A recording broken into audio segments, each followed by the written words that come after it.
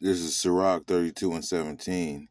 A sinful man will not be reproved, but findeth an excuse according to his will. First and foremost, I'd like to give all praises, honor, and glory to Yahweh, Ba'ashem, Yahushua, Ba'ashem, Rakakwadash. Double honors to the apostles and elders of Great Millstone. Salutation to you, Akim, pushing his word with true sincerity, with charity, present your bodies a living sacrifice. We are ready to live. Salute you. So I'm just going to do a little lesson. I was watching the elder out in Vegas, Elderman Karatas. He did a lesson about this guy, Glorilla Hebrew. All right. Basically trying to shift blame on the apostles and elders of Great Millstone, man. All right, and basically saying that some lewd behavior and these things that he basically trying to say in a nutshell that the lewd behavior that he has been displaying as of late basically was taught to him by Great Millstone, man. And let me just get a scripture, man. All right. And it's funny because you guys, this is the same guy that pushed that the writings of Apostle Paul is null and void, right? The writings of Apostle Paul is no good, right? This is that same guy, right? That pushed that. All right. And Apostle Paul is basically rebukes your whole way of thinking, man. Everything about this guy, Apostle Paul, would not like you. Which I personally believe the Apostle Paul is alive right now. You know what I'm saying? I'm not gonna say who I think he is, any of that, but he would not approve of your ass, man. But this is 1 Corinthians 11:16. But if any man seem to be contentious, we have no such custom, neither the churches of Yahweh. All right. So there's a lot of things about this guy as an Israelite that are not Israelite customs, man, let alone law, right? Having a fucking ponytail, you're supposed to be a Levite priest, man. You're supposed to be a Levite priest, man. You're supposed to, I believe they were supposed to pull their hair, like cut it every now and then, to a certain size. So, and Paul spoke against that, man, having long hair. As the scripture says, it's a shame for, he said pretty much it's a shame for a man to have long hair, man. That's pretty much for a woman, man. It reminds me of this song, Dude Looks Like a Lady, man.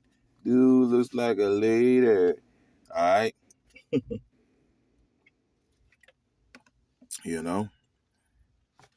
But there's a lot of things about this guy that are not Israelite customs, man.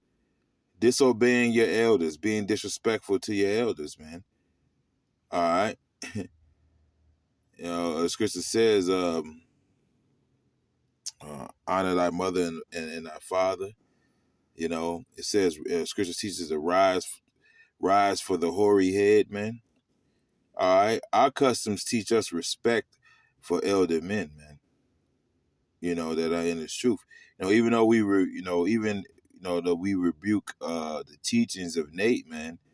The men of Great Millstone don't just say anything about Nate, man, disrespectfully, simply because he has history with the apostles and elders. We don't just call him, disrespect them, motherfuckers and faggots and bitch ass niggas, and we don't do that, man. You're a complete nigger, man. All right. Matter of fact, let me get another scripture.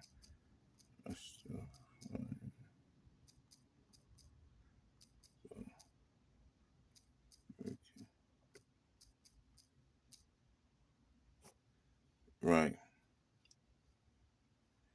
This is Proverbs 17:15. He that justifieth the wicked and he that condemneth the just, even they both are an abomination to Yahweh. So, and this is the mentality that this nigga has, man. He'll justify the wicked, man. You know, these niggas in the world, they cool. Sonnet is my brother. You know, you cry at Coolio funeral and shit, or whatever the fuck that shit was all about. You know, you know, this nigga would justify the wicked, but then he'll condemn the just, man, which makes you which makes you an abomination, man. You're an abominable nigger, man.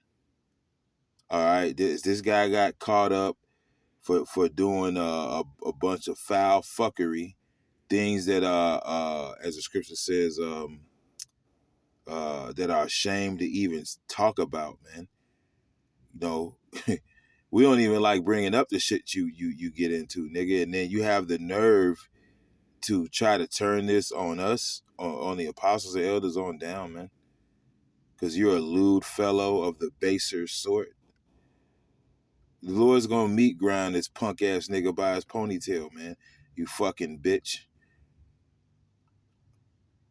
All right, and I'm not gonna miss no words with you, man. This nigga's not worthy of any goddamn respect whatsoever, man. You know, I personally at this point, like, you know, really, like a motherfucker like him, you really just need to let the Lord deal with him, man.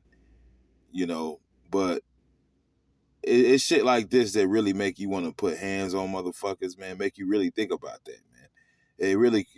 It's a strong fucking urge to just beat a nigga ass like this, man. You're a badass kid that really truly needs to be taken before the congregation and made an example of. The Lord needs to drag you by your fucking ponytail, kicking and screaming like the fucking child you are, man, in front of the entire congregation and just fuck you up, man.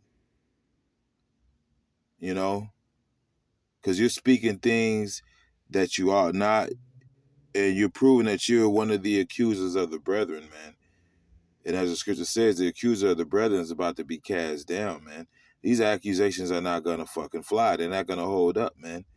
Because we have the righteous judge coming, which you do not believe in, man. You do not believe in Yahweh Shai, man. You don't worship Yahweh Shai. You do not kiss the Son. You're an enemy of the cross, man. And you're a fucking goofy, man. Like, even on a carnal level, you know, even on just like the total base carnal fucking level, you don't even got that right. You know, I mean, I'm not trying to. I don't want to even get in that spirit, man. I know you, nigga. Well, I don't even like talking like that, man. But you ain't one of them. I'm just gonna say that, man. You're not one of the real ones. You never were.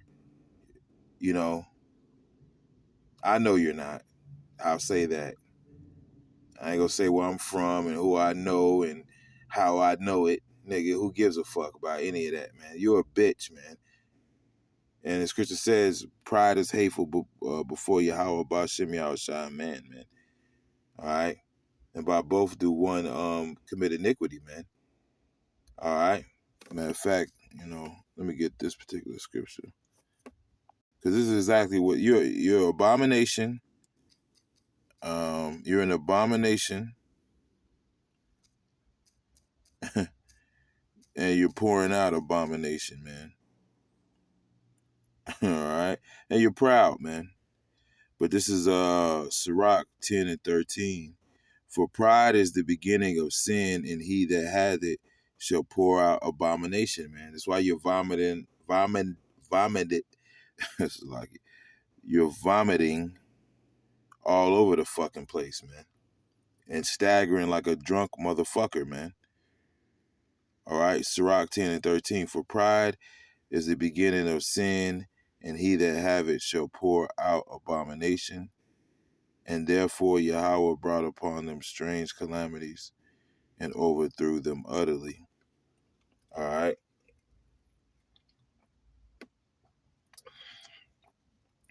So yeah, you know, the Lord's gonna judge this nigga, man. He's gonna overthrow you utterly, man.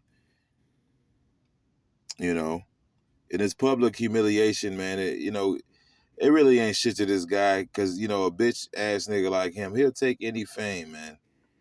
He'll take any fame he can get, man. You know,